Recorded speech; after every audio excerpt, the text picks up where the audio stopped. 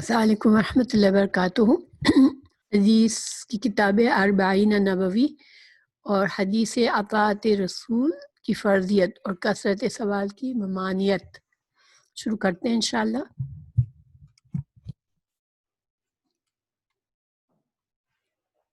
کرنا یہ فرض ہے۔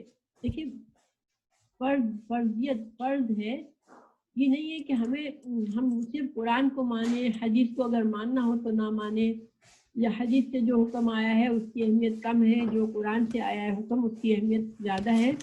اسلام میں صحیح معنوں میں ایسی کوئی بات نہیں ہے۔ اللہ سبحانہ تعالیٰ نے جس چیز کو مناسب سمجھا قرآن میں ہمارے لیے حکم دے دیا، اور رسول اللہ صلی اللہ علیہ وسلم کو جس چیز کی وحی چھپ کر بھیجی، جس کا جو ظاہری وحی نہیں تھی، تو وہ بھی ہمارے لیے اتنی فرض رکھتی ہے، حیثیت رکھتی ہے جتنی ہمارے لیے قرآن میں کوئی حکم آتا ہے۔ اور اللہ سبحانہ تعالیٰ نے فرمایا وما ينطق عن الهوى ان هو الا وحی یوحی۔ اب صلی اللہ علیہ وسلم تو اپنے منہ سے کوئی بات نہیں کرتے سوائے اس کے کہ جو چیز ان کو وحی کی جاتی ہے۔ تو یہ آج کی حدیث جو ہے وہ حدیث کی فرضیت کے بارے میں ہمیں بتاتی ہے، اور ایک اور اصلاحی بات بتاتی ہے کہ بے مقصد سوالات، کثرت سوال کرنا کوئی مقصد نہیں ہے سوال کرنے کا، خواہ مخواہ سوال کرتے رہنا دین میں یہ اس کی ممانعت ہے۔ دیکھیے آج بھی مسلمان بہت سے یہ کرتے ہیں کہ عمل کرنے کی نیت نہیں ہوتی، لیکن پھر بھی ہر کسی سے وہ فتوے پوچھتے رہتے ہیں، اور باریکیوں میں بہت باریکیوں میں جاتے رہیں گے، بہت سے سوالات کریں گے۔ تو اب آج کی حدیث میں ہم سیکھیں گے کہ ہم کون سے سوالات کرنا مناسب ہے اور کون سے سوالات کی ممانعت آئی ہمارے لیے۔ حدیث پڑھتے ہیں انشاءاللہ۔ ان ابی ہریرہ عبد الرحمن بن صخر رضی اللہ عنہ۔ اب اس میں یہ کون سے صحابی ہیں، کیا کوئی جانتا ہے؟ اس حدیث کے راوی کون سے صحابی ہیں؟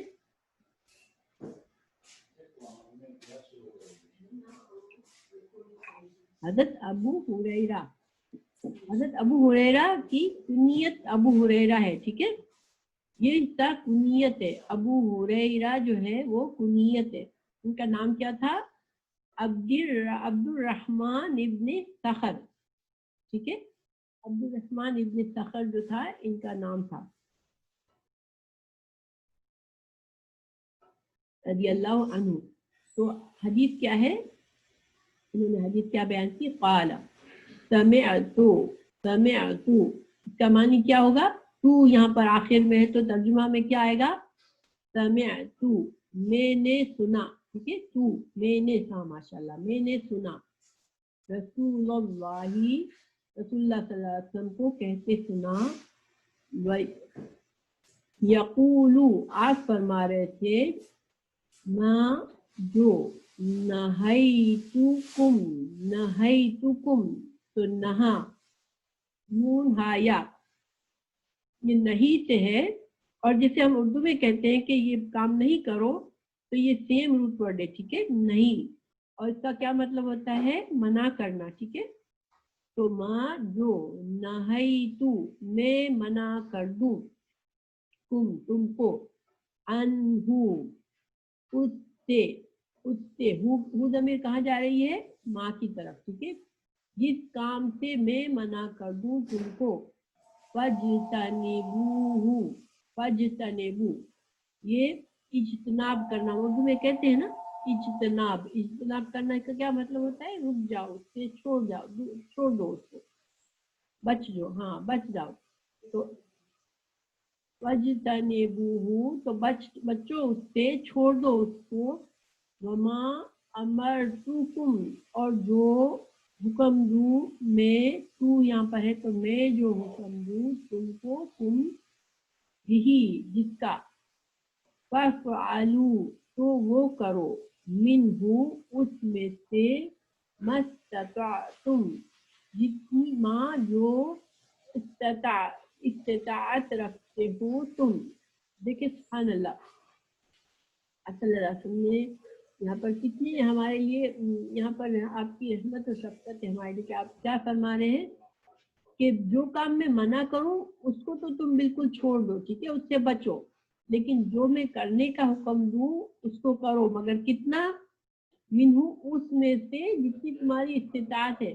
یعنی یہاں پر آپ صلی اللہ علیہ وسلم نے اسٹرکٹلی اگر کہہ دیتے کہ جو میں کہوں وہ کرو تو وہ سختی کا انداز ہوتا ہے. لیکن ہر انسان کی استطاعت جو ہے، اور اسلام کا جو طریقہ ہے، کسی پر اس کی استطاعت سے زیادہ اللہ سبحانہ تعالیٰ نے بوجھ نہیں ڈالا. تو یہاں پر رسول اللہ صلی اللہ علیہ وسلم نے فرمایا کہ جو میں کہوں تم کو کرنے کو، پھر وہ اتنا کرو جتنی تمہارے اندر استطاعت ہے. 1 منٹ میں ریکارڈنگ کر دوں تو فائل تھوڑی بڑی ہو گئی ہوگی. میں دوسری 1 سیکنڈ مجھے دیں.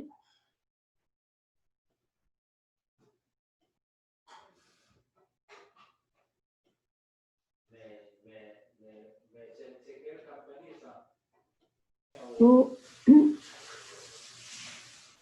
پھر ایک حکم کیا آپ نے فرمایا صلی اللہ علیہ وسلم نے کہ میں جو تم کو حکم دوں، میں جس چیز سے تمہیں منع کروں کہ یہ مت کرو، اس کام سے تم اپنے آپ کو بچاؤ، اس سے بچ جاؤ. اور جو کرنے کا حکم دوں اس میں سے اتنا کرو جتنی تم میں استطاعت ہے.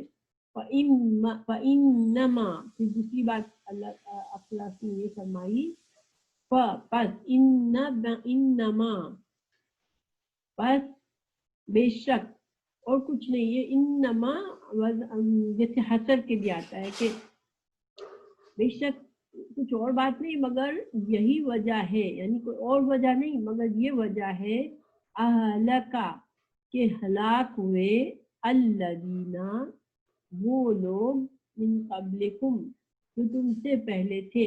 یعنی تم سے پہلے کی قومیں صرف اسی وجہ سے ہلاک ہو گئی کہ کثرت مسائلہم، کثرت کہتے ہیں اردو میں بھی ہم بولتے ہیں کثرت، زیادتی، ان کی زیادتی یعنی بہت زیادہ کرنا، مسائلہم، ان کے سوال کرنا.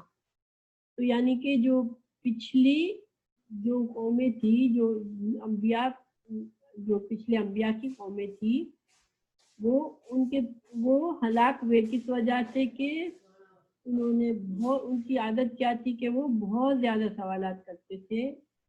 اختلافہم، اور ان کا اختلاف کرنا، علی انبیائہم، اپنے انبیاء کے ساتھ بحث اور حجت کرتے تھے، اختلاف کرتے تھے کہ یہ کیسے ہو سکتا ہے، اس طرح تو نہیں ہونا چاہیے، آپ اس حکم کو ہمارے لیے بدل دیں، اس حکم میں تو ہمارے لیے صحیح نہیں ہے. آپ کو پتہ ہے جس طرح سے حضرت موسیٰ علیہ السلام نے، ہم نے سورہ بقرہ میں پڑھا کہ اپنی قوم سے کہا کہ گائے کو ذبح کرو، تو انہوں نے کیا کیا تھا، آپ سب نے پڑھا ہوگا انشاءاللہ. ابھی میں اس کی طرف آتی ہوں. تو سیدنا ابو ہریرہ، ترجمہ پڑھوں اس کا. حضرت ابو ہریرہ عبد الرحمن بن صخر سے روایت ہے، فرمایا میں نے رسول اللہ صلی اللہ علیہ وسلم کو فرماتے ہوئے سنا کہ میں تمہیں جس کام سے منع کروں اس سے باز رہو، اور جس کام کا حکم دوں اس سے بقدر استطاعت بجا لاؤ. تم سے پہلے لوگوں کو ان کے کثرت سوالات اور انبیاء سے اختلاف نے ہلاک کر ڈالا. تو اس کا ہم نے لفظی ترجمہ پڑھا کہ پہلے جو قومیں تھی تم سے پہلے کے جو مسلمان ہوئے تھے، جو اپنے انبیاء پر ایمان تو لائے تھے، مگر ان کی بری عادت کیا تھی کہ وہ بہت زیادہ unnecessary questions کرتے تھے. اور یہ حدیث کہاں پر ہے؟ یہ بخاری میں ہے اور صحیح مسلم میں ہے. تو یہاں پر 2 چیزوں کا حکم دیا ہے ہم کو آپ صلی اللہ علیہ وسلم نے. پہلا حکم کیا ہے کہ رسول اللہ صلی اللہ علیہ وسلم کی اطاعت کی اہمیت بتائی گئی. ٹھیک ہے، آپ صلی اللہ علیہ وسلم دیکھیں، دین، ہم بہت سے لوگ یہ سمجھتے ہیں کہ دین جو ہے ہمارے لیے بہت ضروری ہے کہ ہم قرآن کی بات مانیں، اور بہت سے مسلمان نمازیں پڑھتے ہیں، سب کچھ ہے، مگر بس ان کے ذہن میں یہ ہے کہ حدیث کا جو حکم ہے وہ کوئی اتنا اہمیت نہیں ہوتا، بس کر لو تو ثواب ہے، لیکن وہ اس کو اتنا اہمیت نہیں دیتے. لیکن اصل یہ ہے کہ حدیث سے بھی ہمارے جو حلال حرام ہے، جو ہم پر فرائض ہیں، بہت سے فرائض حدیث سے معلوم ہوتے ہیں، وہ اور بہت سی حرام چیزیں حدیث سے معلوم ہوتی ہیں جو ہمیں قرآن سے نہیں معلوم ہوتی، اور حدیث کے احکامات جو ہے وہ ہمارے لیے اتنا ہی ضروری ہے جتنا ہمیں قرآن کو ماننا ضروری ہے۔ تو آپ صلی اللہ علیہ وسلم نے یہ دو باتیں ایک تو بتائی، پھر انبیاء کے بارے میں، پچھلی قوموں کے بارے میں بتایا، اور اس میں آپ نے ہم نے جو ہے سورہ بقرہ میں جانا کہ جب گائے ذبح کرنے کے لیے حکم دیا گیا تو انہوں نے بہت سے سوالات کیے تھے کہ کیسی گائے ہو۔ پہلے تو کہا آپ تو ہمارے ساتھ مذاق کر رہے ہیں، تو حضرت موسیٰ علیہ السلام نے کہا میں مذاق کیوں کروں گا، مذاق کرنا تو جہالت ہے۔ پھر انہوں نے اللہ کی پناہ مانگی کہ میں ایسے جہالت کا کام کروں۔ جب انہوں نے پھر سوالات شروع کیے کہ کیسی گائے ہو، کیا رنگ ہو، کتنی عمر ہو، تو جتنا جتنا انہوں نے سوال کیے اللہ سبحانہ تعالیٰ نے اتنا ہی ان کے لیے سختی کی، اور پھر ان کو بہت زیادہ مشکل سے وہ گائے ملی اور بہت مہنگی ملی۔ اگر وہ فوراً سے کر دیتے، پہلے ہی دفعہ میں حکم پر کر دیتے گائے کو ذبح، تو پھر ان کے لیے آسانی، خود آسانی ہوتی ان کے لیے بھی۔ تو بہرحال یہاں پر ہمیں بہت سی چیزیں پتہ چل رہی ہیں۔ دیکھیے قرآن میں حدیث کی اہمیت کتنی ہے، اس کے لیے بہت ساری قرآن میں آیات آئی ہوئی ہیں۔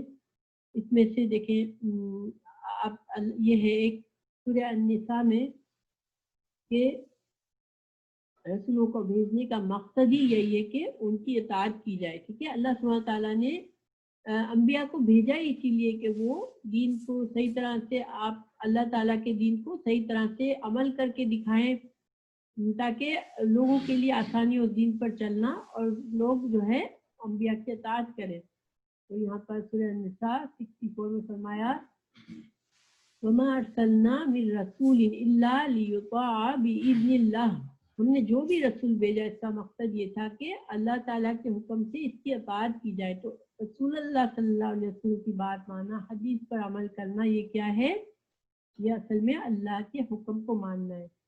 پھر دوسری جگہ ہے قُلْ أَطِیعُوا اللَّهَ وَالرَّسُولَ، آپ فرما دیں، یا آل عمران میں آیت نمبر 32 کہ آپ فرما دیجئے، اے رسول اللہ صلی اللہ علیہ وسلم آپ فرما دیجئے کہ تم اللہ تعالیٰ اور رسول کی اطاعت کرو۔ دیکھیں اللہ سبحانہ تعالیٰ نے اللہ کی اطاعت کے ساتھ ہمیشہ رسول اللہ صلی اللہ علیہ وسلم کی اطاعت کو ساتھ ساتھ کیوں ذکر فرمایا؟ اس میں بھی حکمت ہے، سوچنے کی بات ہے کہ کیوں اتنا زیادہ ہمیں زور دیا جا رہا ہے۔ اس کے بغیر دین مکمل نہیں ہے۔ ہم کہیں کہ نہیں، ہم تو اللہ کے کلام پر یقین رکھتے ہیں، تو یہ اس سے دین مکمل نہیں ہوتا۔ دوسری بات، یہ بار بار رسول اللہ صلی اللہ علیہ وسلم کی اطاعت کا کہا جا رہا ہے، تو ہمیں یہاں یہ بھی ثبوت مل رہا ہے کہ حدیث جو ہے جو ہم تک پہنچی ہے وہ اللہ تعالیٰ نے حفاظت سے پہنچائی ہم تک۔ بعض لوگ یہ شک کرتے ہیں کہ پتہ نہیں حدیث میں سچی باتیں نہیں ہیں کیونکہ اتنے سال ہو گئے آپ صلی اللہ علیہ وسلم کو گئے ہوئے، لیکن نہیں، کیونکہ اللہ سبحانہ تعالیٰ کا فرمان ہی یہ تھا کہ تم میری اطاعت کرو، رسول کی اطاعت کرو۔ تو ہم کیسے رسول اللہ صلی اللہ علیہ وسلم کی اطاعت کر سکتے تھے اگر اللہ تعالیٰ نے حفاظت نہ کی ہوتی حدیثوں کی، ٹھیک ہے۔ تو یہ بھی ایک ثبوت یہاں ملتا ہے کہ حدیث جو صحیح احادیث ہے، جس کو ہماری امت کے علماء نے ان کی چھان بین کر لی، تحقیق کر لی، اب کتابوں میں آ گئی، وہ صحیح احادیث ہے اور اس کے بارے میں پوری تحقیق کی جا چکی ہے، تو پھر وہ بھی اللہ ہی نے حفاظت کی ہے، اس پر ہمیں اس پر بھی عمل کرنا ہے۔ پھر دیکھیں یہاں پر دوسری بار پھر فرمایا قل اطیعوا اللہ والرسول، پھر دوسری جگہ فرمایا من یطیع الرسول فقد اطاع اللہ، جس نے رسول اللہ صلی اللہ علیہ وسلم کی اطاعت کی اس نے اصل میں اللہ کی اطاعت کی، سورہ نساء کی آیت 80 میں۔ پھر فرمایا لقد کان لکم فی رسول اللہ اسوۃ حسنہ، کہ تمہارے لیے رسول اللہ صلی اللہ علیہ وسلم کی ذات میں اسوہ حسنہ ہے، ایک نمونہ ہے، خوبصورت نمونہ ہے۔ یعنی نمونہ کس لیے ہوتا ہے کہ انسان اس کے مطابق کام کرے۔ تو ہمیں آپ صلی اللہ علیہ وسلم کی زندگی، جس طرح آپ نے زندگی گزاری، جو باتیں آپ نے بتائیں کہ ایسے کرو ایسے نہ کرو، یہ سارے ہمارے لیے उसमें हसना है, आप सल्लल्लाहु अलैहि वसल्लम के तौर तरीके की हमें पैरवी करने के लिए एक नमूना भेजा है अल्लाह ने। आवाज़ नहीं आ रही है? बाकी लोगों को आवाज़ आ रही है? परवीन को मेरी आवाज़ नहीं आ रही है, तो परवीन के लिए लिख देते हैं।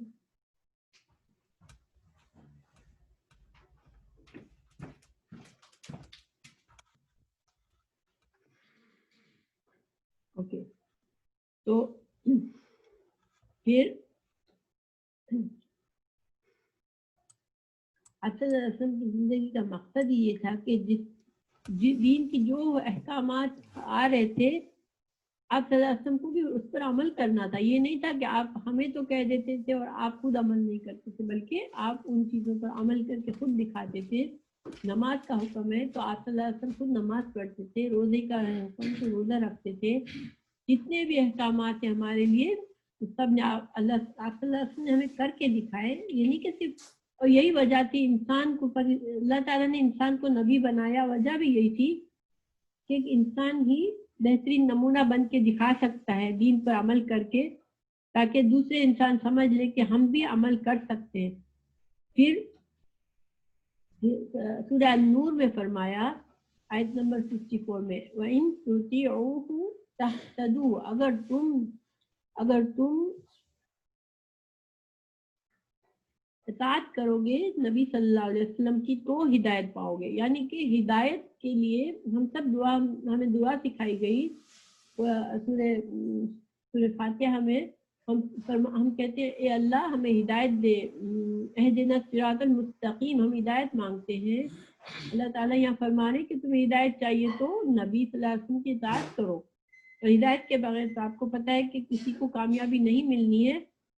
फिर सूरह हश्र में फरमाया वमा आताकुमुर रसूल फखुदूहु वमा नहाकुम अन्हु फंतहू।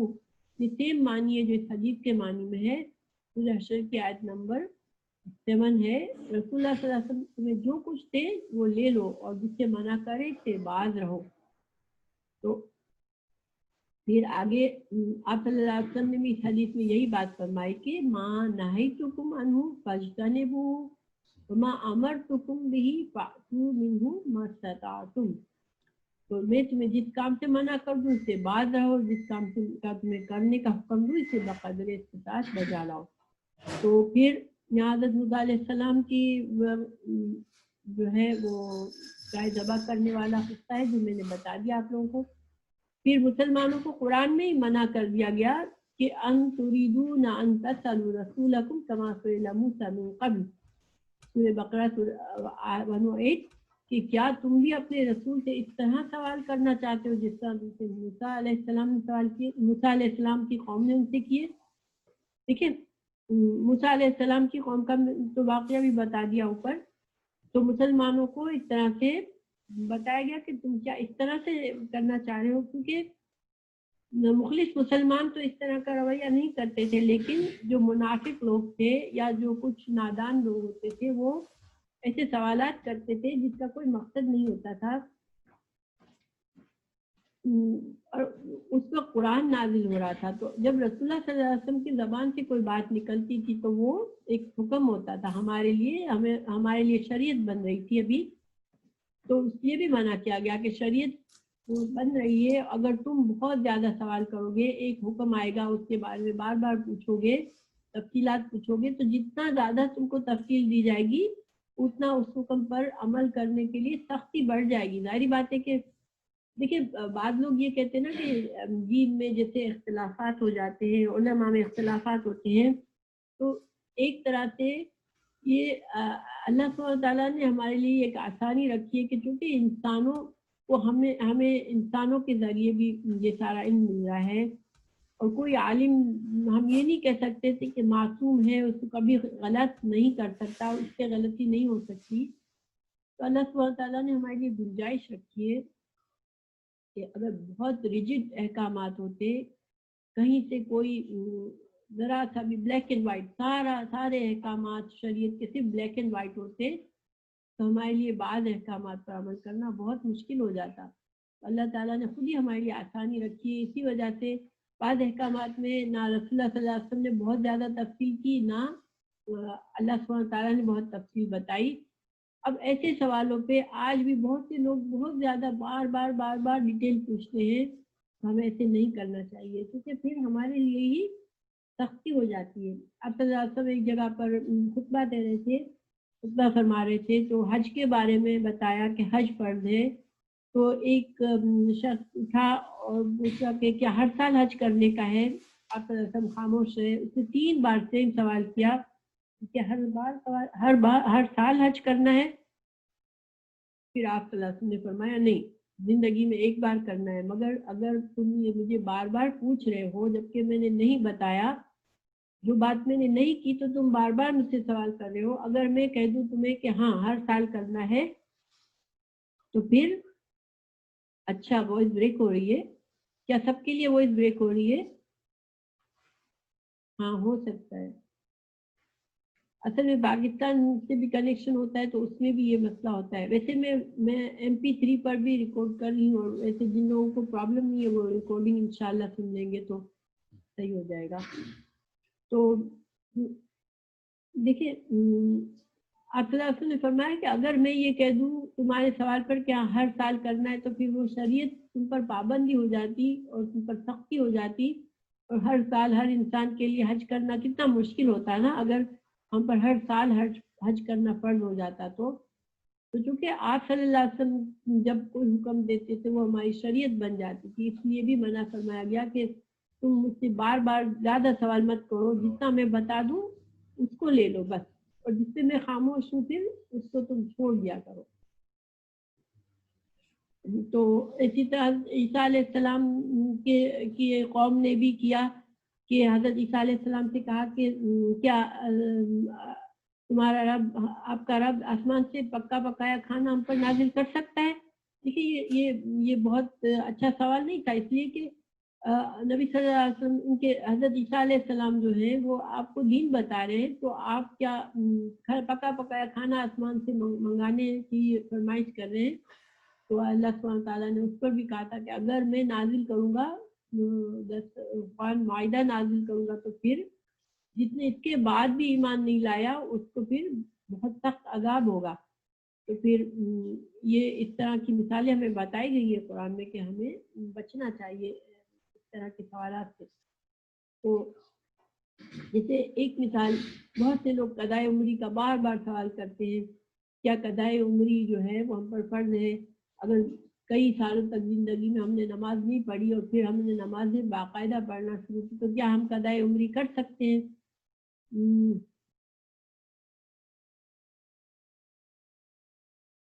اچھا ماشاء اللہ لگا دیا، جزاک اللہ خیر، آپ نے بتا دیا۔ تو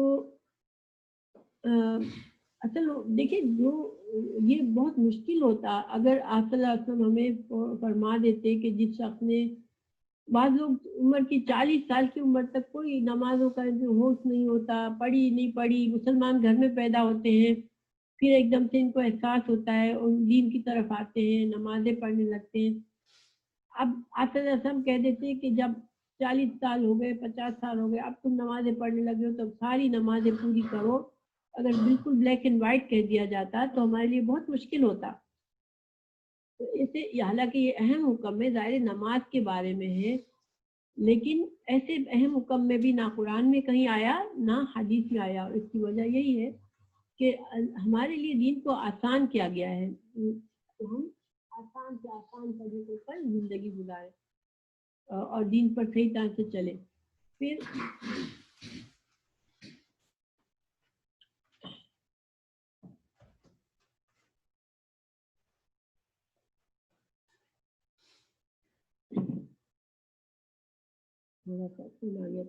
اوکے، آپ صلی اللہ علیہ وسلم نے فرمایا، یہ حدیث ہے کہ ذرونی ما ترکتکم فانما ہلک من کان قبلکم بسؤالہم یہ واختلافہم علی انبیائہم۔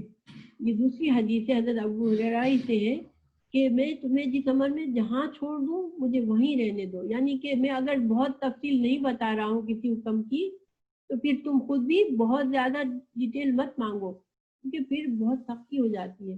جیسے مثال کے طور پر ایک بدعت جو بیوہ کی جو عدت ہوتی ہے اس کے بارے میں کہا گیا کہ عورت جو ہے وہ بناؤ سنگار نہیں کرے گی 4 مہینے 10 دن تک. تو ایک جو اس کی خاتون وہ اپنی بیٹی کو لے کر گئی کہ کیا یہ سرما لگا سکتی ہے, اس کی آنکھوں میں تکلیف ہے. تو آپ صلی اللہ علیہ وسلم نے فرمایا نہیں سرما لگا سکتی. اب دیکھیں وہ واللہ عالم, لیکن ایسے سوال سے مجھے لگتا ہے کہ اس عورت نے سوال کیا. اگر نہ سوال کرتی تو بعض اوقات انسان جیسے یہ ایک ایڈیشنل سختی آ گئی اب جو عورت ہے جو عدت میں ہے کہ وہ سرما بھی نہیں لگا سکتی. بعض اوقات ہم سرمے کو بناؤ سنگار نہیں سمجھتے, ہم آنکھوں میں کچھ ہمیں تکلیف محسوس ہوتی ہے یا ہمیں ٹھنڈک کے لیے لگاتے ہیں.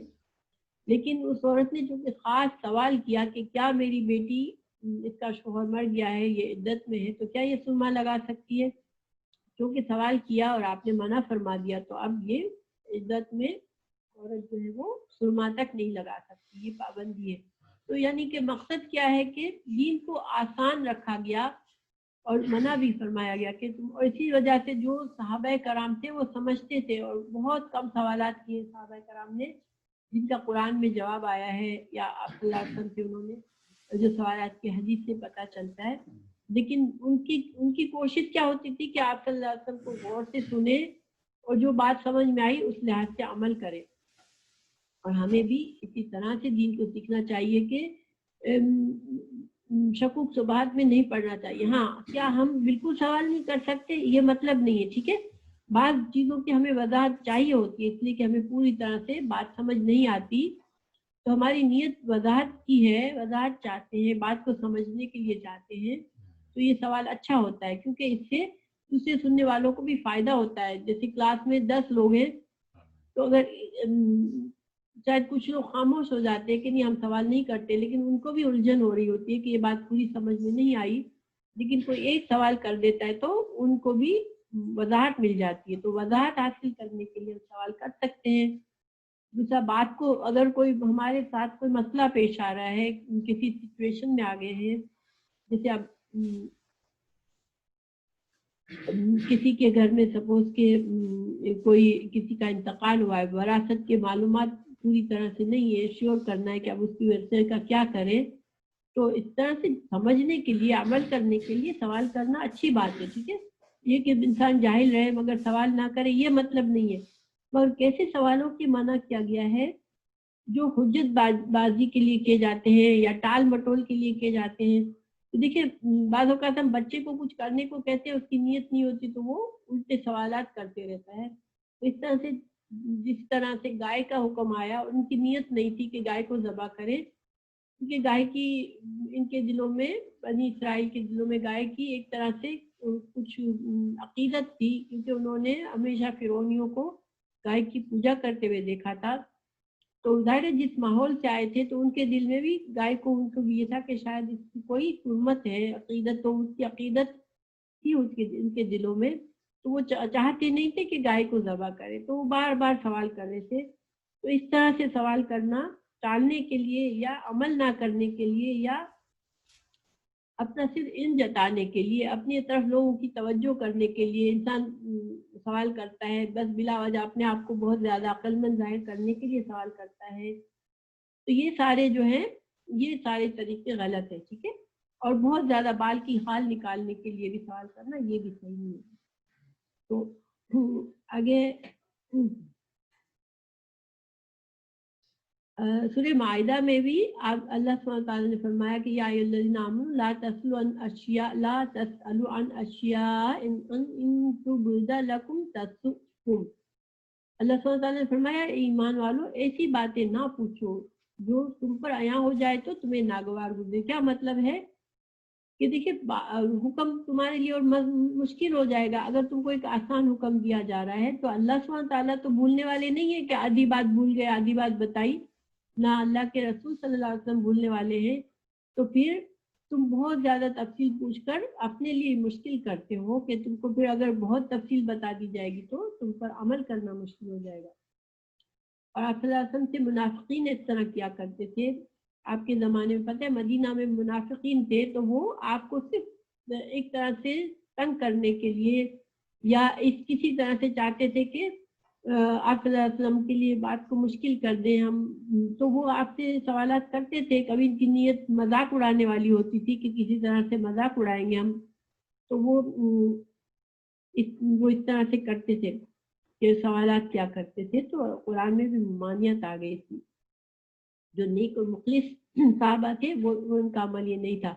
تو بہرحال اللہ سبحانہ تعالیٰ ہمیں سمجھ دے دین کی کہ ہم جو ہے دیکھیں اخلاص کے ساتھ جب انسان بیٹھتا ہے نا قرآن اور حدیث سیکھنے کے لیے تو اللہ تعالیٰ سینہ کھولتا ہے اور اس میں ہمیں پھر صرف یہ کرنا ہے کہ سوالات اس وقت پوچھنے جو ہمیں واقعی سمجھ نہیں آئی، ہمیں تفصیل چاہیے اس کی اور ان کو عمل کرنا ہے. ہمیں نہیں سمجھ آ رہی عمل کیسے کریں. تو یہ سارے صحیح سوالات ہیں بلکہ پسندیدہ ہیں. ٹھیک ہے، دین میں جاہل رہنا پسند نہیں ہے کہ آپ جو ہے منہ نہ کھولے بس جہالت میں زندگی گزارے، یہ بھی صحیح نہیں ہے. انشاءاللہ آج کی حدیث تو یہاں مکمل ہوئی، لیکن چونکہ یہ بہت اہم احکامات ہیں یہاں پر تو میں نے کچھ اور سنت کی اہمیت کے آپ کو یہ پیجز دیے ہیں جس میں سنت کی اہمیت سے پتہ چلتا ہے. تو اس پر تھوڑا سا نظر ڈال لیتے ہیں ہم لوگ. دیکھیں پہلے تو یہ کہ میں نے آپ لوگوں کو بتایا تھا کہ حدیث کی کتنی اقسام ہیں، کسی کو یاد ہے کہ کتنی قسم کی حدیث ہے؟ 3. ماشاءاللہ. آپ صلی اللہ علیہ وسلم کی چونکہ حدیث پر ہمیں عمل کرنا ہے تو کون کون سی حدیثیں ہوتی ہیں؟ جو بات آپ کہہ کر حکم دے دیں ہم کو، قولی حدیث، یا آپ کا حکم آ گیا کہ یہ کرو یہ نہ کرو تو یہ قولی حدیث ہے. ایک دوسرا ہوتا ہے کہ آپ صلی اللہ علیہ وسلم نے زبان سے نہیں فرمایا کہ یہ کرو یہ نہ کرو، بلکہ آپ نے کسی کام کو کسی خاص طریقے سے کیا، یہ آپ کا فعل ہوتا ہے کہ آپ نے اس طرح سے یہ کام کیا اور صحابہ کرام نے اس کو دیکھا. کیونکہ آپ صحابہ کرام جو تھے وہ دین کو اچھی طرح سے سمجھنے کے لیے اور آگے بڑھانے کے لیے اس پر نظر رکھتے تھے، ایک ایک کام کو دیکھتے تھے. آپ صلی اللہ علیہ وسلم نے کوئی کام کیا اور اس صحابہ کرام نے اس کو نوٹ کر کے مثال پیش کی. جیسے مثال کے طور پر حضرت نعمان بن بشیر نے یہ روایت کی کہ جب ہم نماز کے لیے کھڑے ہوتے تھے تو رسول اللہ صلی اللہ علیہ وسلم ہماری صفوں کو درست کرتے تھے، اور جب ہم سیدھے کھڑے ہو جاتے تو اللہ اکبر کہہ کر نماز شروع کرتے تھے. تو دیکھیں یہاں پر حکم کے بجائے کیا تھا کہ صحابی نے آپ صلی اللہ علیہ وسلم کا عمل دیکھا اور اس کو بتایا. پہلی حدیث ہے. اور اگر بعض اوقات ایک جو ہوتی ہے تقریری حدیث، جس میں یہ ہوتا تھا کہ آپ صلی اللہ علیہ وسلم کے سامنے کوئی کام ہوا، آپ کو پتہ چلا اور آپ نے اس پر یا تو پسندیدگی کا اظہار فرمایا یا خاموش رہے، اس کی منع نہیں فرمایا کہ یہ مت کرو، تو پھر وہ تقریری حدیث ہے. یعنی کہ آپ نے اپنی خاموشی سے ایک طرح سے اجازت دے دی کہ ہاں یہ کام جائز ہے، یا آپ نے پسندیدگی کا اظہار کر کے اجازت دے دی.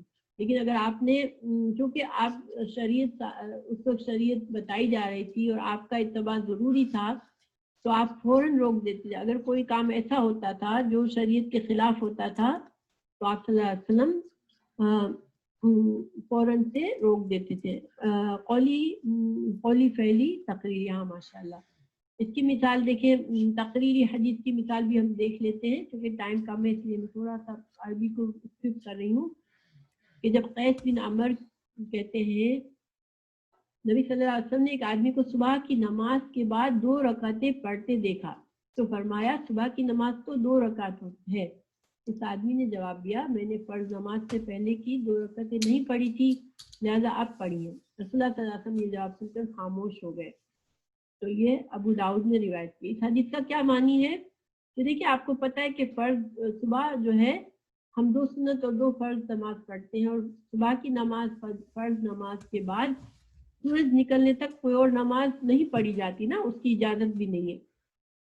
لیکن یہ ایک صحابی نے آپ صلی اللہ علیہ وسلم نے فرض نماز پڑھائی 2 رکعت اور اس کے بعد ان صحابی نے 2 رکعت اور پڑھی خود سے، تو آپ نے ان کو فوراً ٹوکا کہ تم نے یہ 2 رکعت اب کیوں پڑھی؟ صبح کی فرض نماز تو ہم نے پڑھ لی 2 رکعت.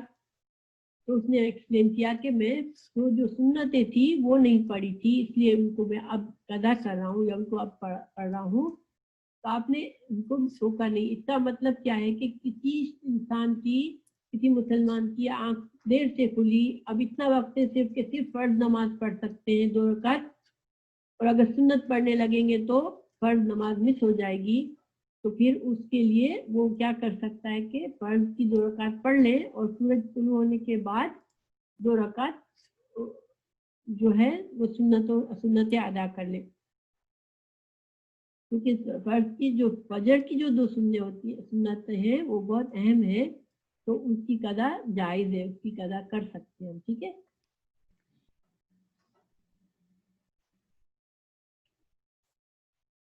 हाँ बिल्कुल।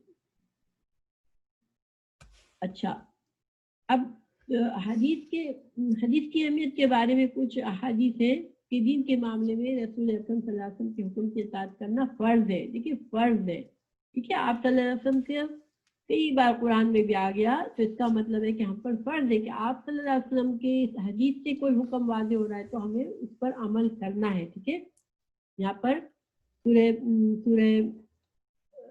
8वीं सूरत है, सूरह अनफाल, या अय्युहल्लज़ीना आमनू अतीउल्लाह व रसूलहू वला तवल्लौ अन्हु व अंतुम तस्माऊन। तुमने या कोई बात सुन ली, रसूलुल्लाह सल्लल्लाहु अलैहि वसल्लम की बात सुनते हुए भी अताअत से मुंह ना मोड़ो और अल्लाह की अताअत करो, रसूल की अताअत करो। तो गोया अगर सही हदीस हमारे पास आ जाती है किसी हुक्म में तो हम पर क्या है, उसको अमल करना जरूरी है, ठीक है। बाज़ औक़ात ऐसा होता है कि हमें किसी बचपन से हमें एक तरीके से हम एक काम कर रहे होते हैं और हमें यही चीज़ मिली होती है अपने वालिदैन से या कहीं से भी हमने पिक की होती है, और हम फिर कोई हदीस आ जाती है कि इस काम को ऐसे करना है, जो हमें पता चलता है कि हम जो कर रहे थे वो सही नहीं था, तो हमें फिर क्या करना है, हमें फिर सही हदीस को फॉलो करके अपने तरीके को बदलना है, ठीक है। इसी तरह और बहुत सी आयत में ये है, सूरह नूर की आयत है, नमाज कायम करो, ज़कात दो और रसूल की अताअत करो। नमाज ज़कात जिस तरह हम पर फर्ज है, इसी तरह रसूल की अताअत है। इसी ये मतलब है कि तीनों हुक्म एक साथ आए हैं ताकि तुम पर रहम किया जाए। अल्लाह ताला की रहमत चाहते हो तो नमाज कायम करो, ज़कात अदा करो और रसूलुल्लाह सल्लल्लाहु अलैहि वसल्लम की इताअत करो। फिर सूरह निसा में आयत 80 में, जिसने रसूलुल्लाह सल्लल्लाहु अलैहि वसल्लम की इताअत की, इसने दरअसल अल्लाह ताला की इताअत की। जिसने रसूल की इताअत से मुंह फेरा, इसका वबाल इसी पर होगा। हमने आपको इन पर पासबान बनाकर नहीं भेजा, यानी कि इसका मतलब है कि रसूलुल्लाह सल्लल्लाहु अलैहि वसल्लम की इताअत से मुंह फेरने वाले पर अल्लाह नाराज हो सकता है। अल्लाह ताला हमें महफूज रखे, अल्लाह ताला हमें सुन्नत पर चलने वाला बनाए, आमीन। फिर ए मोहम्मद सल्लल्लाहु अलैहि वसल्लम, तुम्हारे रब की कसम, लोग कभी मोमिन नहीं हो सकते जब तक कि अपने तमाम बाहमी इख्तलाफात में तुमको फैसला करने वाला ना मान ले। फिर वो जो भी फैसला तुम करो उस पर अपने दिलों पर कोई तंगी महसूस ना करे, बल्कि सर बसर तस्लीम कर ले। देखिए आज हमारे दीन में इख्तलाफात है ना, बहुत से ग्रोह बन चुके हैं और बहुत से इख्तलाफात हैं। तो इस आयत जो है सूरह निसा की आयत 65 हमें बताती है, जब दीन में बहुत ज़्यादा इख्तलाफात देखो तो हम कुरान और हदीस से उसका हम हल ढूंढे, ठीक है। और जब सही हदीस से हमें उसका सही तरीका पता चल जाए तो फिर हमें फौरन से उसको मान लेना है, ठीक है।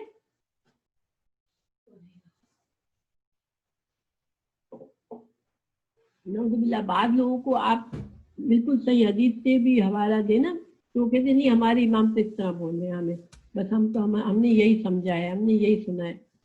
इस तरह से डरना चाहिए इंसान को, क्योंकि कुरान में हमें कई बार कह दिया गया कि रसूलुल्लाह की बात करो। तो फिर किसी इमाम किसी भी हमें फला मौलाना ने ये कह दिया है, फला इमाम ने ये कह दिया है, हमें ये करना जायज़ नहीं है।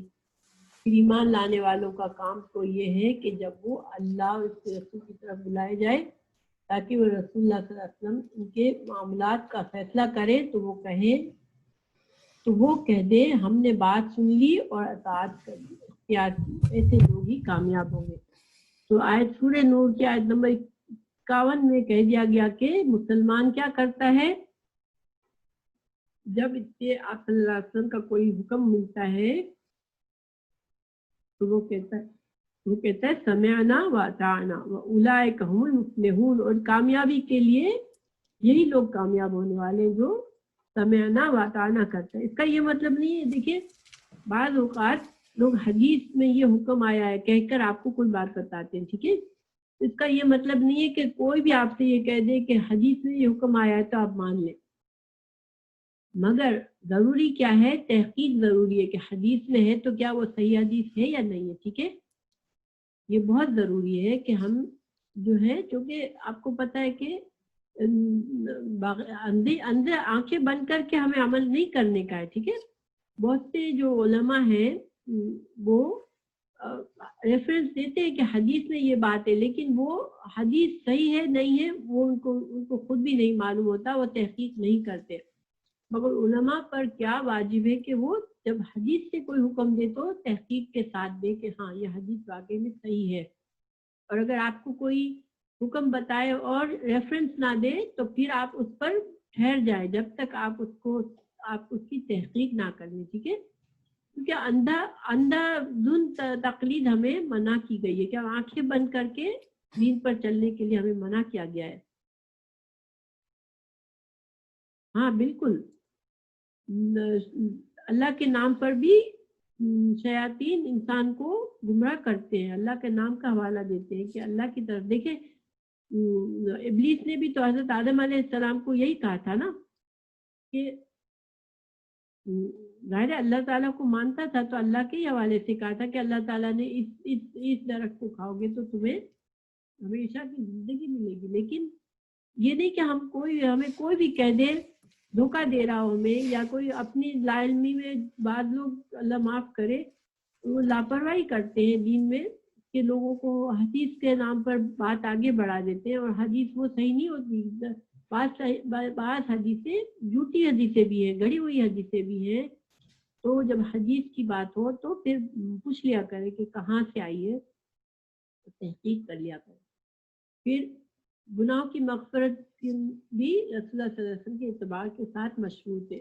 اللہ تعالیٰ نے فرمایا سورہ آل عمران آیت 31 میں، اے نبی ان سے کہہ دو اگر تم حقیقت میں اللہ سے محبت کرتے ہو تو میری اتباع کرو، اللہ تم سے محبت کرے گا اور تمہاری خطاؤں کو معاف فرما دے گا، وہ بڑا معاف کرنے والا اور رحیم ہے۔ دیکھیں اللہ کی محبت کسے نہیں چاہیے نا، ہمیں اللہ کی محبت چاہیے، مگر اللہ کی محبت کا یہاں پر اس آیت میں ہمیں کیا طریقہ بتایا کہ ہم کو اتباع رسول صلی اللہ علیہ وسلم کرنا ہے، جب ہمیں اللہ کی محبت ملے گی۔ بعض لوگ بڑے بڑے دعوے کرتے ہیں رسول اللہ صلی اللہ علیہ وسلم سے محبت ہے ہمیں بڑے، لیکن محبت کا معیار کیا ہے؟ ان کا اتباع، ان کی بات ماننا، خالی زبانی محبت ہمیں اس سے کوئی فائدہ نہیں ہے۔ اللہ تعالیٰ رسول اکرم صلی اللہ علیہ وسلم کی اطاعت کرنے والے لوگ قیامت کے دن نبیوں، صدیقوں، شہیدوں اور نیک لوگوں کے ساتھ ہوں گے۔ دیکھیں سبحان اللہ، کتنے بڑے درجے ہیں جو لوگ صحیح سنت پر عمل کرنے والوں کے کہ ان کی کمپنی کن لوگوں کے ساتھ ہوگی، انبیاء کے ساتھ، صدیقین کے ساتھ، شہیدوں کے ساتھ اور نیک صالحین کے ساتھ۔ اللہ تعالیٰ اللہم اجعلنا منہم، اللہ تعالیٰ ہمیں ان لوگوں میں شامل فرما دے، اللہ تعالیٰ ہمیں ان لوگوں میں شامل کر دے، انبیاء میں، صدیقوں میں، شہیدوں اور نیک لوگوں کی کمپنی ہمیں عطا کر، اللہ تعالیٰ آمین۔ پھر رسول اللہ صلی اللہ علیہ وسلم کے حکم کی موجودگی میں کسی دوسرے کے حکم پر عمل کرنے کے دین اسلام میں کوئی گنجائش نہیں ہے۔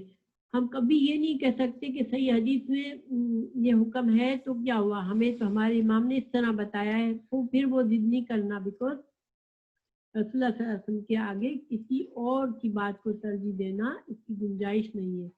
آپ صلی اللہ علیہ وسلم کی نافرمانی صحیح گمراہی ہے۔ اللہ تعالیٰ نے فرمایا سورہ احزاب میں، کسی مومن مرد اور عورت کو یہ حق نہیں ہے کہ جب اللہ اور اس کے رسول کسی معاملے کا فیصلہ کر دے تو پھر اسے اپنے معاملے میں وہ خود فیصلہ کرنے کا اختیار حاصل رہے۔ جو کوئی اللہ اور اس کے رسول کی نافرمانی کرے وہ صحیح گمراہی میں پڑ گیا۔ تو ہمیں اللہ تعالیٰ اس گمراہی سے بچائے. اللہ تعالیٰ ہمیں اپنے اللہ کی احکامات اور اللہ کے رسول صلی اللہ علیہ وسلم کے احکامات پر عمل کرنے والا بنائے. آمین. پھر اللہ تعالیٰ نے فرمایا یہ سارے دیکھیں میں قرآن کے ریفرنسز ہیں سارے, کتنا اور کتنے بے شمار ہیں. میں نے اس سے 2-4 لیے آپ کو وقت کی کمی کے لیے. لیکن قرآن ہم کہتے ہیں ہمیں قرآن ماننا ہے, لیکن قرآن تو خود ہمیں حکم دیتا ہے کہ ہمیں رسول اللہ صلی اللہ علیہ وسلم کا ہمیں اللہ کا جس طرح اطاعت کرنی اسی طرح رسول اللہ صلی اللہ علیہ وسلم کی اطاعت کرنی ہے. تو یہاں پر سورہ مائدہ میں ہے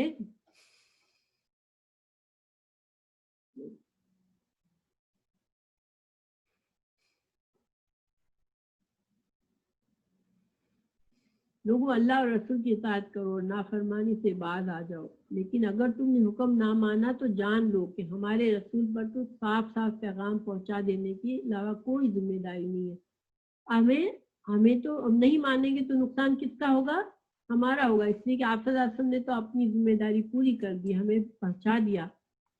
پھر اللہ تعالیٰ فرماتا ہے سورہ نور میں, اے محمد صلی اللہ علیہ وسلم کہہ دیجئے کہ اللہ کی اطاعت کرو, رسول کی اطاعت کرو, اگر نہیں کرتے تو خوب سمجھ لو کہ رسول پر صرف فرض یعنی رسالت کا بوجھ ڈالا گیا ہے, وہ صرف اسی کا ذمہ دار ہے, اور تم پر جس فرض یعنی اطاعت کا بار ڈالا گیا ہے اس کی ذمہ دار تم ہو, اور اگر رسول کی اطاعت کرو گے تو ہدایت پاؤ گے, ورنہ رسول صلی اللہ علیہ وسلم کی ذمہ داری اس سے زیادہ کچھ نہیں کہ صاف صاف حکم دے دے.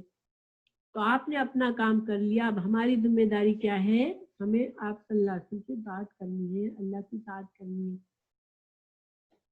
تو اللہ سبحانہ تعالیٰ ہم سب کو پہلی بات یہ کہ ہمیں علم میں برکت دے. دیکھیں ہمارے پاس ہم سب بچپن سے کسی نہ کسی طرح قرآن سے تو تعلق رہا ہے, لیکن حدیثوں سے ہمارا بہت کم رابطہ رہا ہے, اور ہم اتنا ضروری بھی نہیں سمجھتے کہ حدیث کے علم حاصل کریں.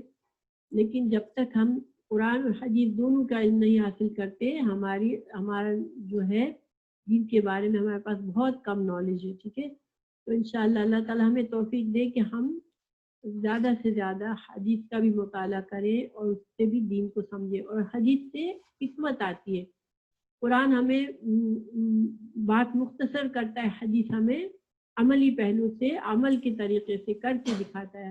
ہمیں ہمارے اندر ہماری عقل میں اضافہ آتا ہے, ہمارے اندر حکمت آتی ہے, ہمیں فیصلے کرنے کی قوت صحیح طرح سے آتی ہے کہ کس کی بات مانے کس کی نہ مانے. ٹھیک ہے, انشاءاللہ اللہ سبحانہ تعالیٰ ہمیں اور زیادہ توفیق دے. ہم اللہ کے فضل سے ہم یہ کلاس کر رہے ہیں, اللہ ہمیں اور توفیق دے کہ ہم اس سلسلے کو جاری رکھیں